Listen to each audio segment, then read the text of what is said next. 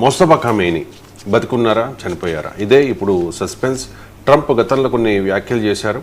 ఆయన తీవ్రంగా గాయపడ్డారు ఫిబ్రవరి 28న జరిగిన దాడిలో. అప్పటి నుంచి కోమాలో ఉన్నారు. ఆయన ఒక కాలు కూడా పోయింది, కన్ను పోయింది, కడుపులో తీవ్రమైన గాయమైంది అని చెప్పి అప్పుడు కామెంట్ చేశారు గతంలో. ఇప్పుడు కూడా అదే కామెంట్ చేస్తూ ఉన్నారు. బహుశా మొస్తఫా ఖమేనీ బతికుండొచ్చు, బట్ సివియర్లీ వూండెడ్, అంటే తీవ్రమైన గాయాలు అయి ఉండొచ్చు అని చెప్పేసి. సో ఇప్పటివరకు ఎవరు ఒక నిర్ధారణ చేయలేకపోతూ ఉన్నారు. కారణం ఏంటంటే మొస్తఫా ఖమేనీ ఉనికి తెలిస్తే కనుక ఖచ్చితంగా ఇజ్రాయెల్ అటాక్ చేస్తుంది, చంపేస్తుంది మొస్తఫా ఖమేనీని. సో అతన్ని కాపాడుకునే ప్రయత్నంలో, సుప్రీం లీడర్ని కాపాడుకునే ప్రయత్నంలో ఐఆర్జీసీ చాలా పకడ్బందీగా ఎవరికి తెలియకుండా సీక్రెట్గా ఆయనకి ట్రీట్మెంట్ ఇస్తోంది, ఒక సీక్రెట్ ప్లేస్లో ఉంచింది అనేది జరుగుతున్న ప్రచారం. ఏంటి మొస్తఫా ఖమేనీ బతుకున్నారా లేదా అనే దాని మీద జరుగుతున్న ప్రచారం మీద ఈ మొస్తఫా ఖమేనీ చనిపోయాడని ఇదే ట్రంప్ ఒకసారి స్టేట్మెంట్ చేశాడు, చంపేశామని చెప్పాడు. ఇప్పుడు అదే ట్రంప్ ఏమంటున్నాడు, తీవ్రంగా గాయపడినప్పటికీ ఇంకా ప్రాణాలతోనే ఉన్నాడు అంటున్నాడు.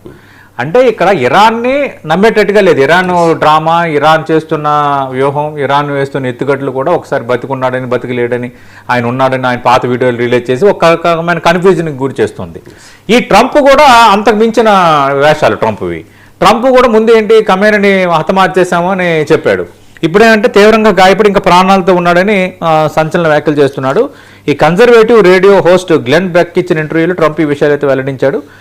ఖొమైనీ మరణించాడన్న ప్రచారాన్ని అయితే ఆయన తోసిపుచ్చడంతో పాటు ఆయన శరీరం ఎడమవైపు, అలాగే చెయ్యి, కాలు తీవ్రంగా గాయపడ్డాయి అని అన్నారు. కానీ ఈ వాదనకి ట్రంప్ ఎలాంటి ఆధారాలు అయితే చూపడం లేదు.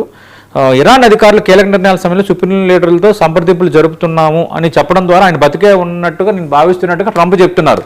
ట్రంప్ది కూడా కంచనా మాత్రం, ట్రంప్ దగ్గర ఆధారం లేదు, ఇంటెలిజెన్స్ ఇన్ఫర్మేషన్ ఏమీ లేదు.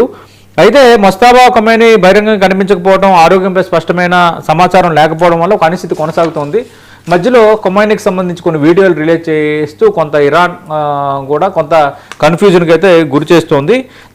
ఏదేమైనా ఇరాన్ యుద్ధం త్వరలో ముగుస్తుందని ట్రంప్ ప్రకటన చేశారు. కానీ ఎక్కడ ముగుస్తుంది, మీరు శాంతి ఒప్పందం అన్నారు, మళ్ళీ వెనకడుగు వేయటం లేదు. ఇరాన్ కూడా అలాగే ఉంది, ఇది ముగిసేటట్టుగా లేదు, మరింత ముదిరేటట్టుగా ఉంది. ఏదేమైనా అమెరికా పైచే సాధించిన దాఖలు అయితే కనిపించడం లేదు.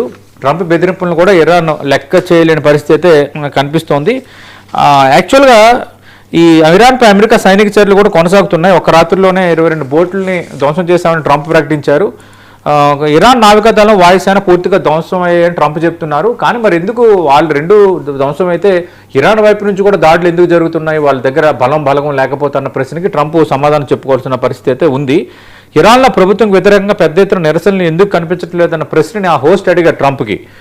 నిరసనకారులపై కాల్పులు జరిపేందుకు భద్రతా దళాలు, స్నైపర్లు సిద్ధంగా ఉన్నారు, అందుకే ప్రజలు వీధుల్లోకి రావడానికి భయపడుతున్నారని ఆయన తనకు తెలిసిన సమాధానం ఒకటి చెప్పారు. ఇరాన్ అణ్వాయుధాన్ని తయారు చేసుకోకుండా అడ్డుకోవటమే అమెరికా సైనిక చర్యల ప్రధాన ఉద్దేశం అని మరోసారి ట్రంప్ తన లక్ష్యాన్ని అయితే ప్రస్తావిస్తున్నారు. ఈ ఆపరేషన్ ఎకనామిక్ అవుట్పోస్ట్ పేరుతో ఇరాన్ను అంతర్జాతీయ ఆర్థిక వ్యవస్థ నుంచి మరింత ఒంటరి చేస్తే కొంత ఆంక్షల కార్యక్రమం అనేది ప్రారంభించింది. ఇదేమైనా కొంత గందరగోళం అయితే ఉంది. దాడులు కొనసాగుతున్నాయి. ఖమేనీ బతుకున్నాడని వాళ్ళు, లేదు బతికే ఉన్నాడు కానీ తీవ్ర గాయాలతో ఉన్నాడని ట్రంప్ అంటున్నారు. అంటే లార్జర్ సెన్స్లో ఏంటంటే చనిపోలేదు అన్నదాన్ని అయితే వీళ్ళు చెప్తున్నారు. మొస్తఫా ఖమేనీ చనిపోలేదని ఇరాన్ ఎలాగ చెప్తుంది, ట్రంప్ కూడా చెప్తున్నారు. కానీ ఎవరు స్పష్టమైన ఆధారాలు చూపించట్లేదు. అందులో బతుకున్నాడని చెప్తున్న ట్రంప్ అయితే ఎలాంటి ఆధారం చూపించడం లేదు. ఈ ఒక కన్ఫ్యూజన్ గేమ్ అయితే ఇరాన్ స్టార్ట్ చేసింది. ఆ కన్ఫ్యూజన్ గేమ్లో ట్రంప్ ఏమైనా చిక్కుకున్నాడా, బతికే ఉన్నాడని ఎలా అంటున్నారు, గతంలో చనిపోయాడని నువ్వే అన్నావు కదా నీ నోటితోనే అనేది ఇప్పుడు అందరూ అడుగుతున్నది. రైట్ అండి, థ్యాంక్ యూ సో మచ్ అండి సతీష్ గారు. ఇది ఇవాళ స్ట్రైట్ టాక్. మళ్ళీ రేపు కలుద్దాం. చూస్తూనే ఉండండి 99.